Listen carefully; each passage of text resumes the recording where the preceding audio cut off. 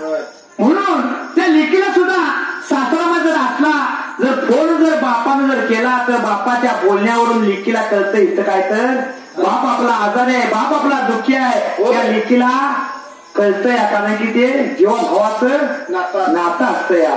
तर हातात त्या पोरावानी आपली ही महिना लेख बाप आपला आई बाप कष्टातून मुलींना सांभाळते. बरोबर आहे, चांगलं बघून देतो या. बरोबर नाही, म्हणून त्या मुलीच्या लग्नामध्ये तिला काही सुद्धा कमी पडू नये यासाठी विशेष दक्षता असते. आपल्या मुलीची मान खाली जाता कामा. शास्त्रात कुणी तिला मागे सर म्हटलं, घरात आपणाला काय नाही, कर्ज बाजारे पैसा नाही, तरी देखील मुलगीसाठी बाप दुसऱ्याच्या पुढे झुकतोया.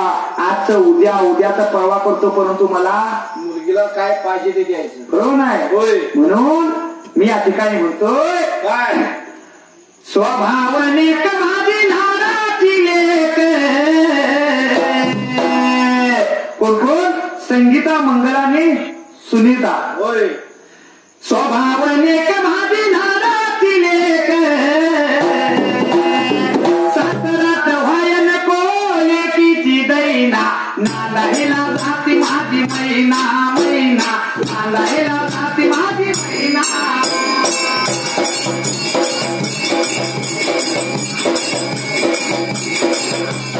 नांदायला जाती माझी मैना, मैना नांदायला जाती माझी मैना.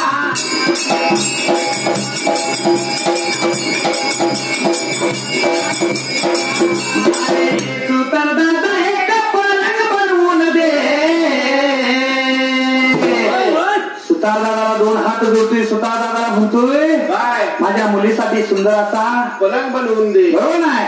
अरे सुतार दादा एक पलंग बनवून दे, आणि पलंगाला बसवून दे पिल्लोरी आईला. नांदायला जाती माझी मैना, मैना नांदायला जाती माझी मैना.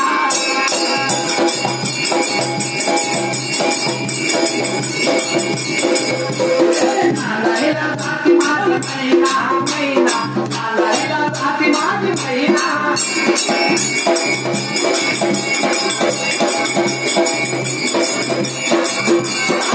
सोन्या दादा एक नजरी बनवून दे. बरोबर नाही?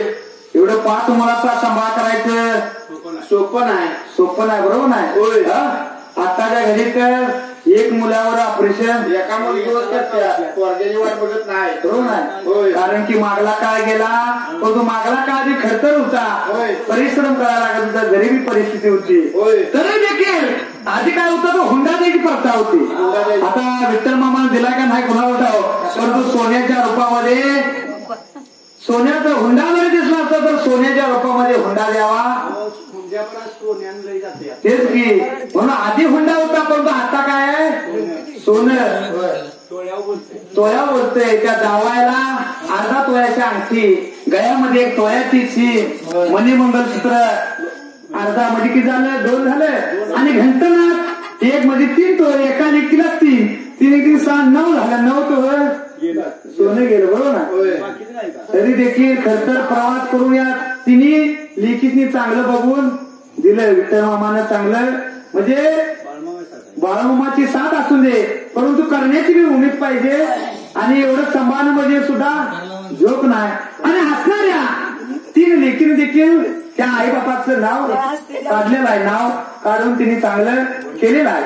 बरोबर नाही? म्हणून तो असणारा विठ्ठल मामासारखा बाप त्या सोनार दादाला म्हणतोय, 3 तोळे गेलं, पैसे रुपये नसून दे, आजचं उद्या देतो, परंतु माझ्या लेकीला एक नटणी बनवून दे, बनवून दे. कारण की नटणी म्हणजे माझी लेक सुंदर दिसली पाहिजे, मंडपामध्ये माझी सुंदर लेक दिसली पाहिजे. कारण की नटणी घालायला लेकीला माझ्या आवडत्या, नऊवारी साडीमध्ये माझी लेक उठून दिसते. बरोबर आहे? अरे सोनार दादा एक नटणी बनवून दे,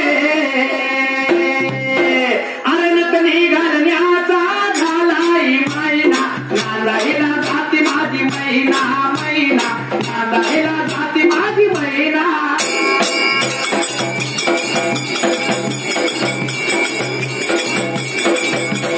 नांदायला जाती माझी मैना. महिना महिना नांदायला जाती माझी महिना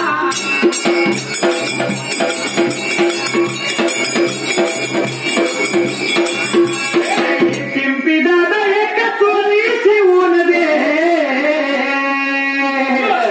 काय म्हणतोय शिल्पी दादा एक चोळी शिवून दे. चोरी शिवून दे बरोबर नाही होय पहिल्या चोळ्या होत्या नऊवारी साड्या होत्या होय हा?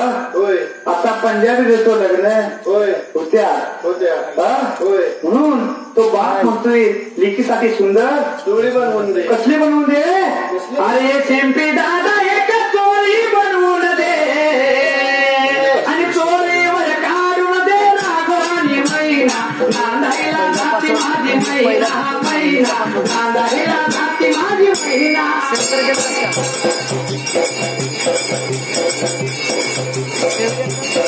नांदायला जाती माझी महिना महिना नांदायला जाती माझी महिना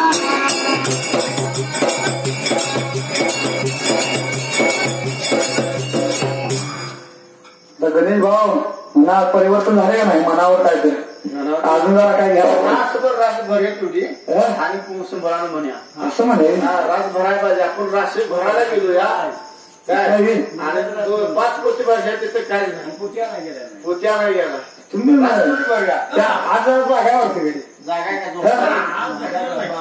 हा जागा आहे जसं त्या वेळेला सवयच्या पाऱ्याला रास लागलं भरायला एक पोत झालं जाताना किती पोती घेऊन गेली संघ एक नाही तर 2 होणार टिक्की माहीत होतं 2 पोती घेऊन कुशापा पाटील महापाटील 5:15 वाजायला